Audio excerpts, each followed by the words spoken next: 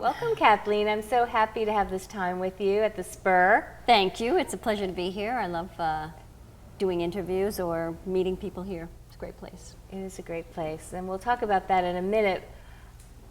Part of what we wanted to do in this series is talk to people that live and work in the Hamptons, and you've done that for quite a while. I have, and watched all the changes. Were you born here? Yes. Amazing. Yes. Southampton Hospital, Southampton High School. Amazing. What are the best things about living and working in the Hamptons? Well, you know, the Hamptons have changed so much over the times from the 60s, 70s, 80s, 90s, blah, blah, blah. But that underbelly of local community and people helping people is still there. Is still there. So, and when you have roots here like I do, I've had my ups and downs, and so the community was always there to support me through good times and bad, and I don't think I would have found that anywhere else. I'm a newcomer to the Hamptons. You know, I've lived here over 2 years full time. Okay. And that was one of the biggest surprises of, you know, all the interesting people I'm meeting and the community and people wanting to help you. And yeah, I think also starting a business in Southampton also was part of my success, because there are a lot of interesting people out here. Like when I first went into business, Florence Fabricant put a half-page review about my bake shop in the New York Times. I mean, where are you gonna, where's a 20-year-old kid gonna find that, you know? And just the cachet that the Hamptons has that you can use in your brand, I found very helpful also. Great. And what are the challenging things about being out here as a business person? The most challenging for me in business was the off-season. You know, really out here, and people make money in 2 months. Right. And the rest of the time, it's all about hanging on. And then generally, most of us start out, if we're lucky, in the spring, back even. A lot start in the red to build back up for the summer. And that is the most challenging. And that is why I started wholesaling cookies, because I just said, I can't take this anymore. I can't take not having a year-round staff. Staffing is the second or first biggest problem out here. So I said, even back in the 80s, it was always a challenge. So I said, if I had a year-round business, I could have year-round staff, and ultimately that would make my life easier, which in the big picture it did. So let's go all the way back to the beginning of your bake shop. Like, how did, I've read some things, but I'd love to get the story from the founder. Yeah. How did Tates Bake Shop come about? Well, there was a long journey to Tates, actually. You know, I was baking and selling cookies at my dad's and mom's family farm on Noyak Road. Since I was 11, I was selling cookies. My father said I had to buy my own clothes for school. So back then, no one said no. So I did that. And then I went to a 2-year college, and when I graduated, I needed a job, and there was a fully equipped bakery for rent. So I rented that. I was 20 years old, and I opened my first bake shop, Kathleen's Bake Shop. And that was very successful, and after 3 years in that rental building, I then moved down the street and bought the building that the bake shop is still in today when I was 23. And then when I was 40, that was about 20 years into the business, you know, I worked hard a lot and blah, blah, blah. So I just wanted to have less stress, less work, etc. And I took on a couple partners, which then set me on the journey of my lifetime. And I ended up, I never really sold it to him. I was such an idiot. Such an idiot.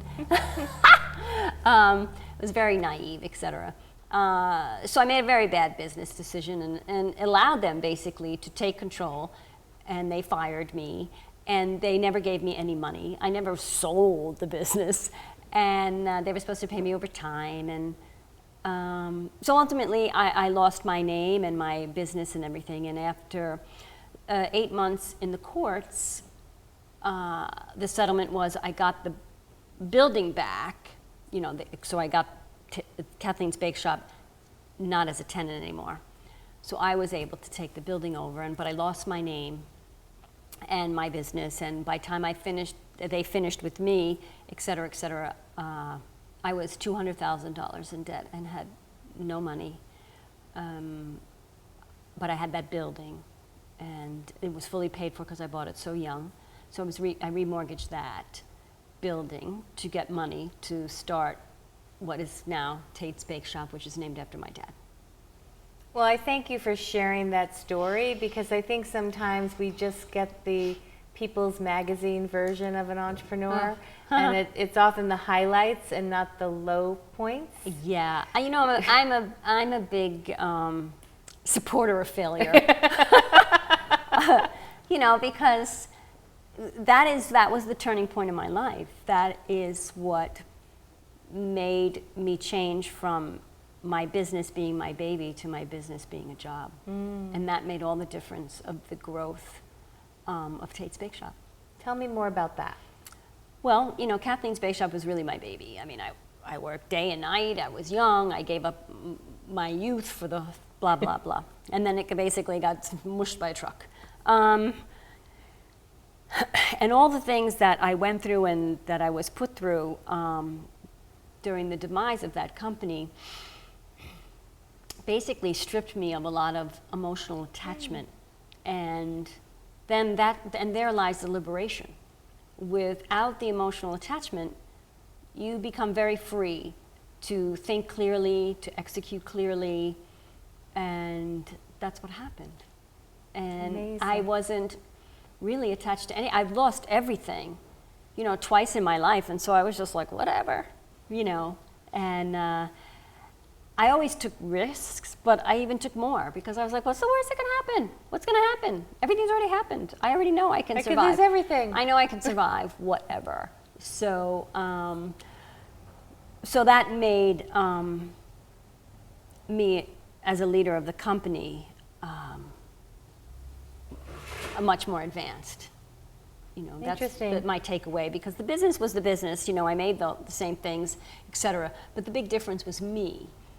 And, so I was the problem as far as growth was concerned between Kathleen's Bake Shop, which was doing very well and created a very nice brand back in the day. But I don't think I could have ever brought Kathleen's to the Tates level because of me.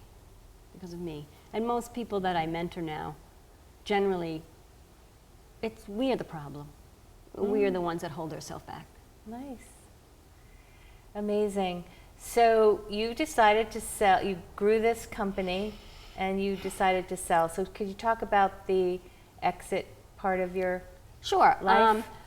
When I started Tate's Bake Shop, I was 40 years old, and the day I opened it was the day I knew I was building it to sell. And I said, I'm going to be selling when I'm 55. Life is too short. I've been in this since I was 20 years old. I've given up enough, and let's pray that I live a long time and I can enjoy the sacrifices that I made. So by the time I turned 55 in December, 5 years ago, and I put it on the market in January. And my business manager / CEO, he was like, oh, don't you want to, we're doing so well, we're making a lot of money, don't you want to wait? And I said, no, you can never buy time. Nice. This was my goal. And you tell us about who you sold to and how that went. Yes. Well, this time, obviously, I was going to do everything right, not everything wrong like I did the first time. And I hired a banker in the city after a couple interviews with different people called TM Capital. And then we had a discussion, and then what they do is they build a book, with all your information, et cetera, and then they send it out all over the world to see if they garnered any interest in people from buying the business.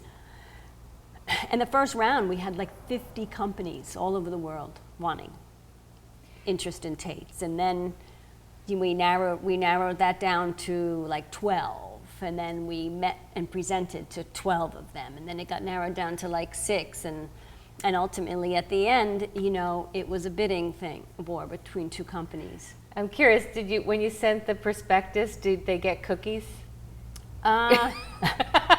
Because if I was buying your company, if I tasted your cookies, I'd buy your cookies. Well, thank you. I'm a big fan. Thank you. I can't even remember. I'm sure they must have had cookies. It must have had cookies. Right? That's the only way to get people's attention. I've been telling a lot of people that I was interviewing you, and they were so excited. Oh, thanks.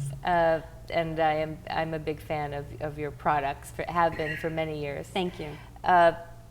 So you sold your company, and then what happened for you personally?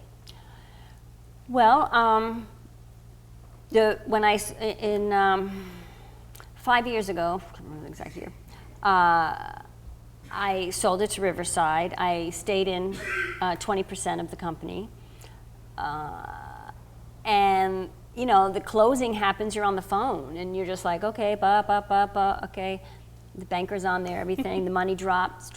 Yep, done. Okay, it's done. And I walked out of my office like a doe in headlights, as I say, because I've mastered that in various situations. And I just went to my office like, okay. And I think I went home and made dinner. I was just like, all right, you know. Yeah, it took you know, and then the next day just not going to work. It was weird. You know, I stayed on and I developed some recipes, et cetera, face of the brand, blah, blah, blah, for Riverside. And so that was good because it was a weaning off. So by the time Riverside sold to Mondelez, I was already like recovered. So you've been completely out for a year. Yes. So what are you doing with your time now? How do you spend your time? Everybody says that, and I like ask that, and you know, I'm so busy. My friends say, you're busier now than when you were working. I'm like, I know. You know, I still get up at 5. I'm a cyclist, so that takes a lot of time. I take salsa dancing lessons and Spanish lessons and even some singing lessons, but not because I can ever sing. I take it because it helps you learn how to breathe better. I do mentoring. People find me and we come to the Spur and you know, I hear their story, and if I hope to put some input in that may or may not help them, I mean, I hope it helps. It just, life just gets busy if you're in it, living it. I travel. I'm open to lots of things. I never sit down. Yeah, you know. You get interviewed at the Spur. Yeah, the only way I was able to get myself to sit down is I just recently discovered audiobooks. Nice. You know, for myself. I knew they existed, of course, but so now I'm like, oh my God, I can like lie in my hammock and listen to this book, and I feel like I'm accomplishing something. I don't know, that's still in me. You know, can't waste time.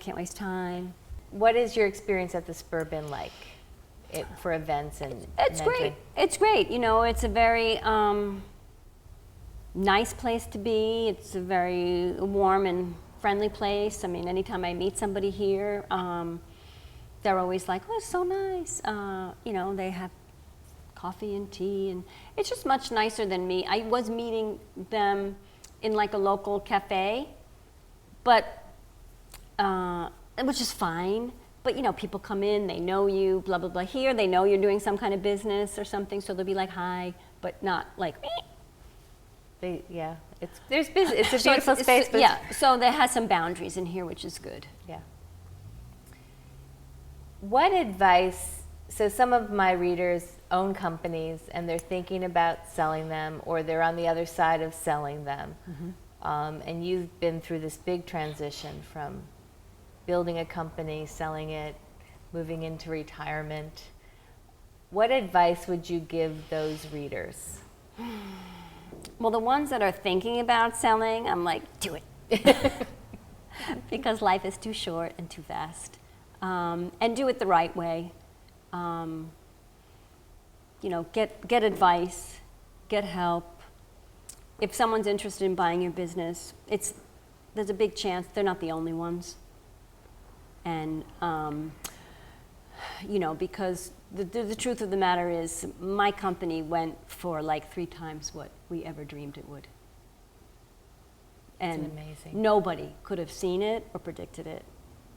So, I suggest it's worth the money to hire professionals if your company is large enough, because there are companies out there that sell companies from different sizes. So depending on the size of your company, you find the right fit for you because it will make a big difference. And those that have done it already, and if by chance they are struggling because they've done it, let it go and just have fun. Have fun because really, I feel like I don't have anything else to prove. Like, I have my legacy. I've done what I've done, and now I just want to live in the world and just have fun. And I don't have to create the next great thing or be on every board or be in the public eye in every second. I just want to live. I'm so glad you can, and I think that's great advice, whether we're retired or just living on weekends. If Yes, we have of to course. continue work, I think. Of course, any moments that bring you joy should be incorporated into your day, every day. Yeah, and I think you've also been a great model in this conversation about there is so much to do that has nothing to do with work. Yes. And a friend the other day said, "Oh, well, Kathleen, you've always been comfortable getting out of your comfort zone." I never really thought about it, because I just, okay, well, that sounds fun. I just show up. I show up by myself. I don't care. I just try new things. What's the worst going to happen? You don't like it. You don't go back. The biggest problem I see with most entrepreneurs especially is people are too emotional. Too emotional. Not like, that you're not passionate, that you're not caring, that you're not, working hard and being fair, etc. All those can be done without the drama, without the emotion, without the what if. I never lived in what if, because how much time do you waste in the what if that has never happened? It's too wasteful. It's just a big waste of time. So, I never lived in the what if. I said I live in the what is. And it just makes it easier, because being an entrepreneur and creating your own thing from nothing is hard work. And if you're thinking about doing it, just figure it's 10 times harder than you think. And you must sacrifice tremendous amount of your life to do it. But then know when to let go. Know when to let go. Well, thank you for your cookies and your wisdom. You're welcome.